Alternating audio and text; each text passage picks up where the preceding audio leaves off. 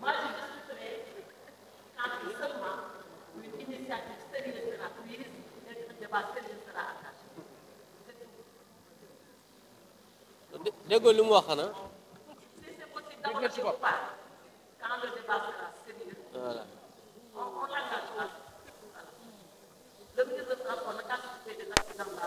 Il a suffisamment à faire plutôt que d'aller s'aventurer sur le terrain. Et bien, accident d'avion, oui.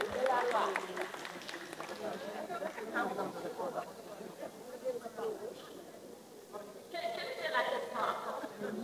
nee na xaw ma lan. Génération en voie de disparition. Quelqu'un a dit ça. Vous savez, moi j'ai entendu ça depuis les résultats. On a dit ces gens-là, peut-être qu'ils sont bons, l'opposition ne va plus exister.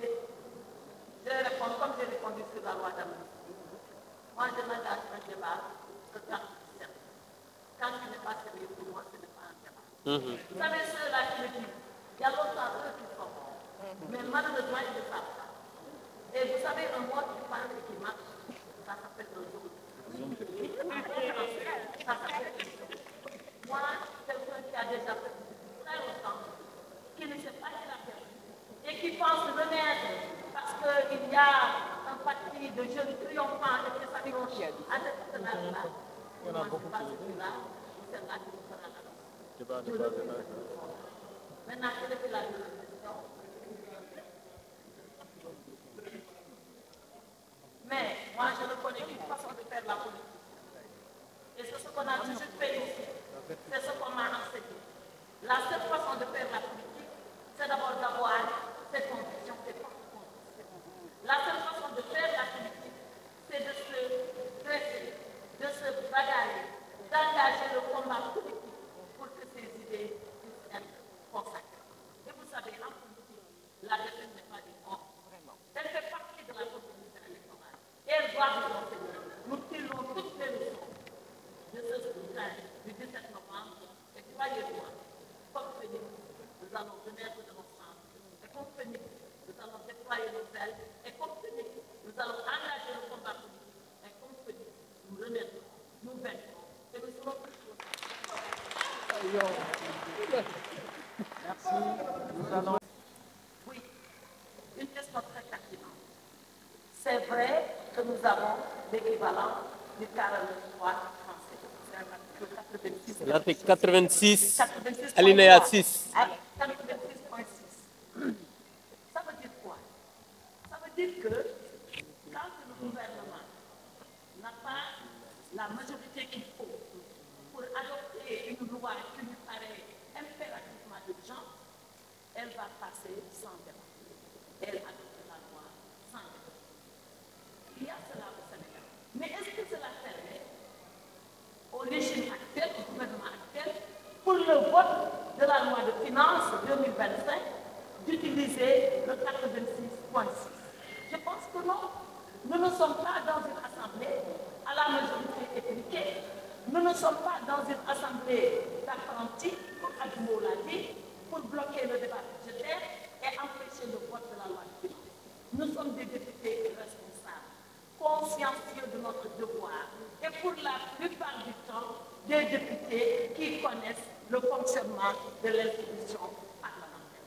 Maintenant, il est vrai que la loi sénégalaise dit que la loi de finances doit être adoptée au plus tard le 31 décembre de l'année en cours. Donc, il faudrait que et le débat technique et le débat donc, en commission et le débat plénière soient vidés avant le 31 décembre.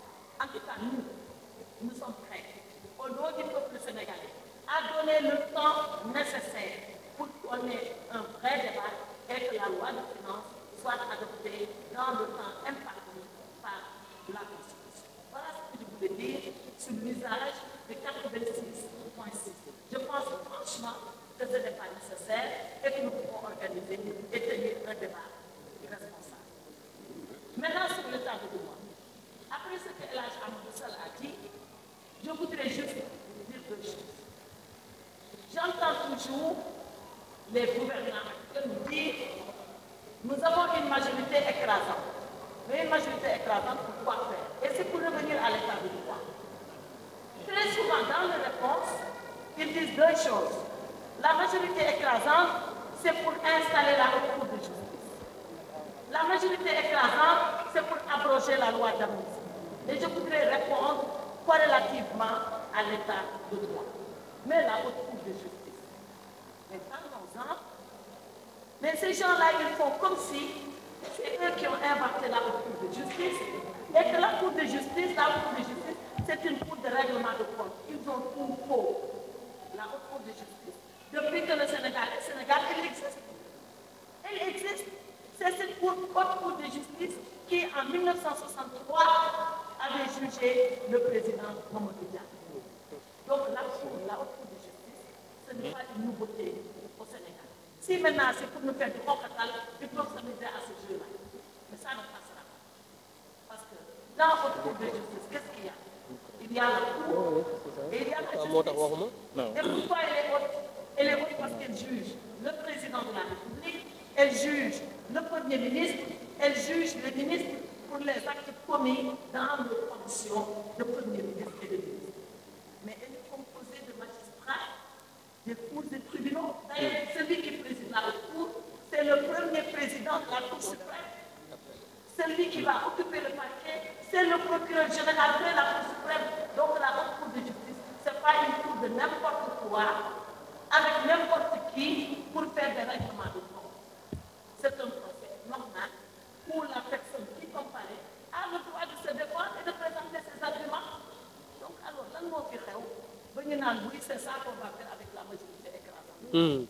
Elle existe, ils n'ont qu'à l'installer. Mais nous, si on doit y aller, on se défendra. Et les juges vont nous juger. C'est vrai, elle a la particularité qu'il y a des députés qui la composent. Mais elle a la garantie qu'il y a des magistrats de l'ordre judiciaire qui ont prêté serment, qui ne sont pas partisans, qui vont examiner le dossier. Donc, ay waxu ko cour de justice là su fekkee ni looloo tax ñu am majorité écrasante kon nañ delluwaat. L'autre chose qu'ils disent, on va approcher la loi d'amnistie. On attend. Ils n'ont qu'à essayer d'approcher la loi d'amnistie.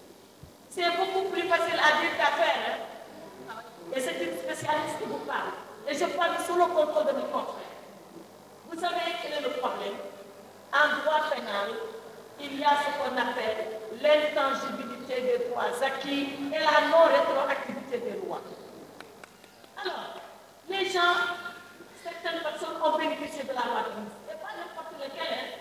Je rappelle que le président de la République et son premier ministre sont sortis de prison grâce à la loi d'amnistie. Alors, la non-rétroactivité des lois permet que la loi qui abroge la loi d'amnistie, ou ne permet pas que la loi qui abroge la loi d'amnistie fasse rétroagir et aller chercher des actes qui sont couverts par la loi d'amnistie. C'est un débat sérieux. Il ne faut pas qu'on s'amuse avec ça. Parce que nous amuser avec ça veut dire que le Sénégal, justement, ne sera plus un état de droit.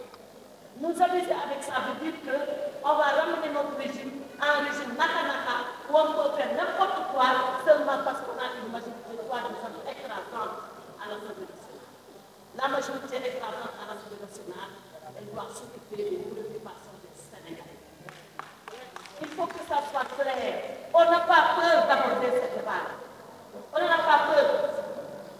On va épuiser ce débat jusqu'au bout. Mais pas des professionnels.